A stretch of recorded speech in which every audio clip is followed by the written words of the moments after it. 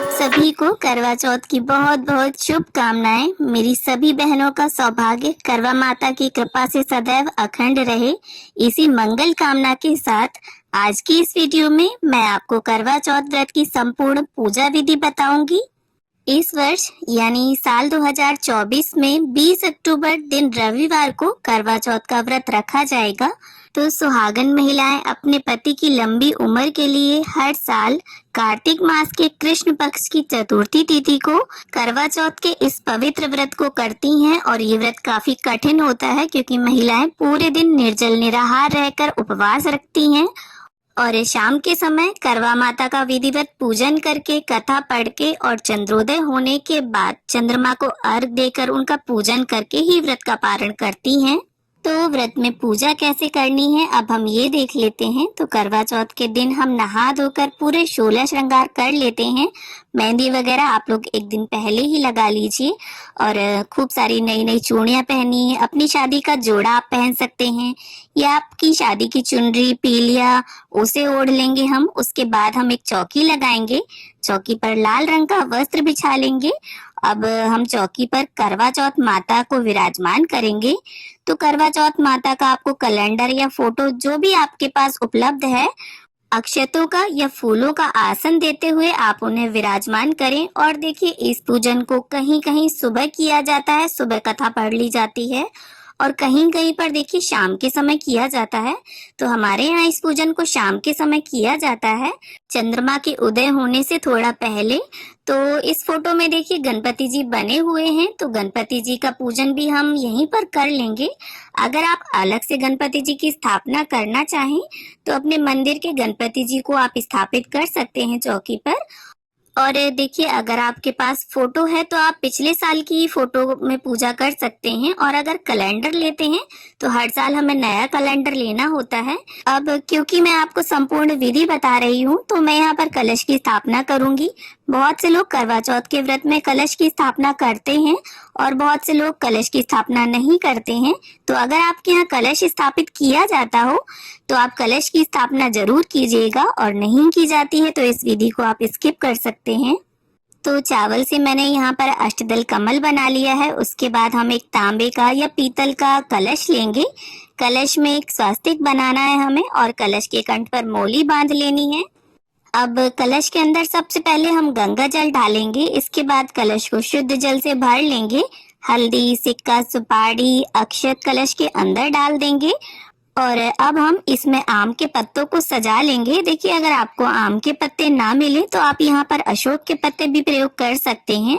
अब इसके बाद चावल से भरी हुई प्लेट हमें रखनी है, ढक्कन रख देंगे हम इसके ऊपर। और इसके बाद देखिए सभी पत्तों को हम यहाँ पर रोली से टीक लेंगे। आप रोली से या चंदन से पत्तों को टीक जरूर लीजिएगा। अब हमारा कलश तैयार हो गया है और इसे हम अष्टदल कमल के ऊपर रख देंगे और चावलों से भरी प्लेट पर एक शुद्ध देसी घी का दीपक रखकर हम उसे प्रज्वलित कर लेंगे। अब हमें गेहूं की छोटी छोटी 2 ढेरियां लगानी है और इस तरह से देखिए हमें 2 करवे चाहिए होंगे। तो जो अकेले पूजन करता है उसे 2 करवे चाहिए होते हैं। इस तरह से होल होता है करवे में। तो यहाँ सजे हुए करवे लिए हैं मैंने, आप सिंपल करवे भी ले सकते हैं या बहुत सी जगह पर देखिए एक पीतल का और एक मिट्टी का करवा लिया जाता है। तो जैसे भी आपके यहाँ करवे लिए जाते हो आप उस तरह से करवों को रख लें। और एक करवे में हमारे यहाँ ड्राई फ्रूट्स और मिठाई भरी जाती है। तो यहाँ पर मैं ड्राई फ्रूट्स, बताशे और मिठाई को भर लूंगी और एक करवे में हमारे यहाँ जल भरा जाता है। तो इस तरह से देखिए 2 करवों को तैयार किया जाता है और जो जल वाला करवा होता है वो हमारा होता है और जो मिठाई वाला ड्राई फ्रूट्स वाला करवा होता है वो पार्वती माता के नाम का होता है। तो अगर आप अकेले होंगे तो देखिए पार्वती माता से आप करवा को बदलेंगे, करवे को फेरेंगे। तो देखिए जो जल वाला करवा है उसमें हमें कॉटन लगा लेनी है और बहुत सी जगह सीखें आती हैं वो लगाई जाती हैं।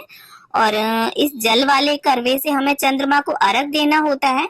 तो इसमें मैंने चांदी का सिक्का डाल लिया है, आप चाहें तो इसमें छल्ला भी डाल सकते हैं चांदी का। अब इन करवों को हम ढक्कन से बंद कर देंगे और गेहूं की ढेरी के ऊपर करवों को स्थापित कर लेंगे।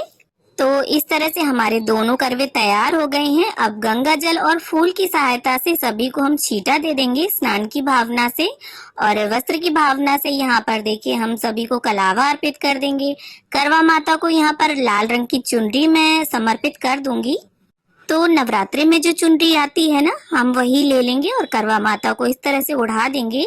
अब इसके बाद गणपति जी का, करवा माता का, चंद्रदेव का, सूर्य देव का और फोटो में जितने भी देवी देवता सभी विद्यमान हैं, सभी को हम तिलक कर लेंगे।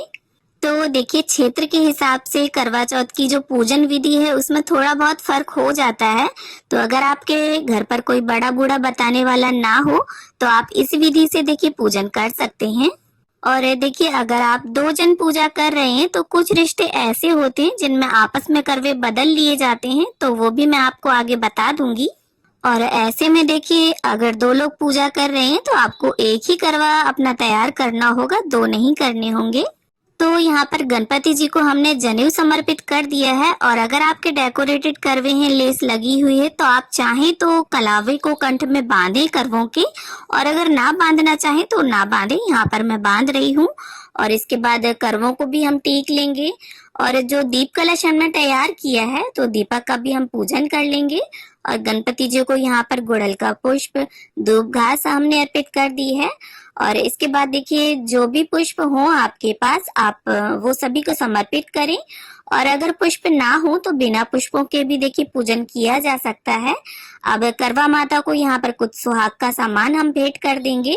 तो इस तरह से करवा माता को छुवाते हुए हम उन्हें समर्पित कर देंगे। और यहाँ पर एक बिंदी निकालकर हम करवा माता को लगा देंगे।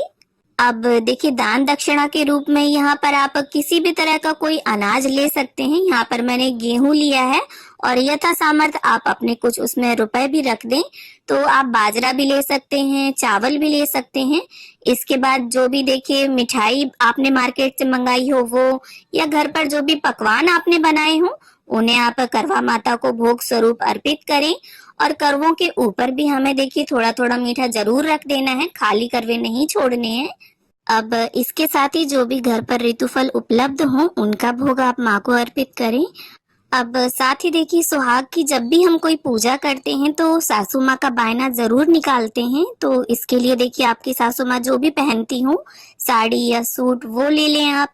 और इसके साथ श्रृंगार की सामग्री और अपनी यथा सामर्थ्य कुछ दक्षिणा उसमें अवश्य मिला दें। और इस सामान को देखिए यहीं चौकी पर हम रख लेंगे और चंद्रदेव के पूजन के बाद सासू माँ को इसे दे देंगे। अब 1 लोटा जल भरकर हम रख लेंगे और हाथ में गेहूं के दाने लेकर करवा चौथ के व्रत की कथा को पढ़ लेंगे। देखिए बिना व्रत कथा पढ़े या सुने ये व्रत अधूरा माना जाता है, तो कथा आप जरूर पढ़ें या सुने। और देखिए अगर साथ में आपके कोई पूजन कर रहा है तो कोई कथा पढ़ता है, कोई सुनता है, काफी अच्छा लगता है। और अब हमारी कथा संपन्न हो गई है तो हाथ के जो गेहूं के दाने हैं वो करवा माता के समक्ष छोड़ देंगे। थोड़े से इस जल के लोटे में डाल देंगे और थोड़े गेहूं के दाने हमें अपने साड़ी या चुनरी या पीलिया जो भी आपने ओढ़ा है उसके पल्लू के छोर में आप बांध लीजिए। और जब चंद्रदेव को अर्घ देंगे हम, तब ये गेहूं के दाने अपने कलश में डालकर चंद्रदेव को अर्घ देंगे। अब देखिए बहुत सी जगह पर करवा चौथ की व्रत कथा दिन में पढ़ी जाती है और बहुत सी जगह शाम को। तो अगर आपके यहाँ दिन में पढ़ी जाती हो कथा तो इस जल के लोटे को आप सूर्यदेव को अर्घ दे दें। और अगर शाम को पढ़ी जाती हो तो चंद्रदेव को जिस कलश से हम अर्घ देंगे उस जल में इसे मिला लीजिए। और सासू माँ के बायने को आप मिनस कर रख दीजिए। और साथ में जिस छलनी से आप चंद्रमा को देखेंगे वो छलनी भी यहीं पर रख लीजिएगा। और एक मिट्टी का या आटे का दीपक ले लीजिएगा, क्योंकि छत पर हम पूजन करने जाएंगे तो दिया हमें वहीं छोड़कर आना होगा। और छलनी नई होना जरूरी नहीं है, अगर पिछले साल की है तो उसे भी आप यूज कर सकते हैं। अब धूप और दीप से हम प्रेम पूर्वक सबसे पहले गणपति जी की, फिर करवा माता की, पार्वती माता की आरती उतार लेंगे। और दीप कलश का दीपक हमें नहीं उठाना है, आप अलग से दीपक जलाइए। और देखिए चौथ की जो तिथि होती है उस पर गणपति जी का पूजन विशेष रूप से किया जाता है, तो आप गणपति जी की आरती सबसे पहले गाइए। और अगर आपको कोई आरती नहीं आती है तो मन में गणपति जी का, पार्वती माता का, करवा माता का ध्यान धरते हुए दीपक को इस तरह से ओम की आकृति में घुमाकर भी आप आरती कर सकते हैं। अब इसके बाद देखिए हमें करवों को फेरना होता है, तो इसमें से जो जल का करवा है वो हमारा है और जो मीठा करवा है वो पार्वती माता के नाम का है।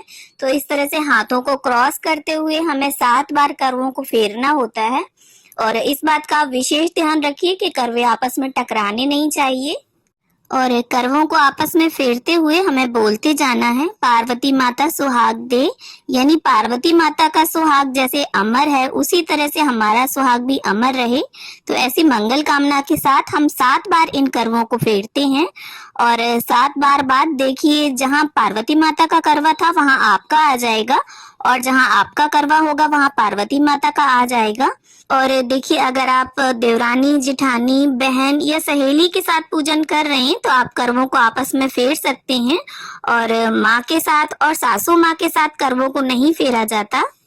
अब देखिए अगर आपने सिर्फ एक करवा लिया है तो फिर हम क्या करेंगे, करवे को इस तरह से हाथ में ले लेंगे और करवा माता की तरफ दिखाते हुए 7 बार करवे को फेर लेंगे और साथ में बोलते जाएंगे, पार्वती माता सुहाग दे, पार्वती माता सुहाग दे। और देखिए हर जगह करवा नहीं फेरा जाता है, किसी किसी के यहाँ फेरते हैं और किसी किसी के यहाँ नहीं फेरते। और देखिए जब हम चंद्रदेव का पूजन कर लेंगे, अर्घ वगैरह दे लेंगे, तब हमें देखिए सुहाग जरूर लेना है करवा माता से।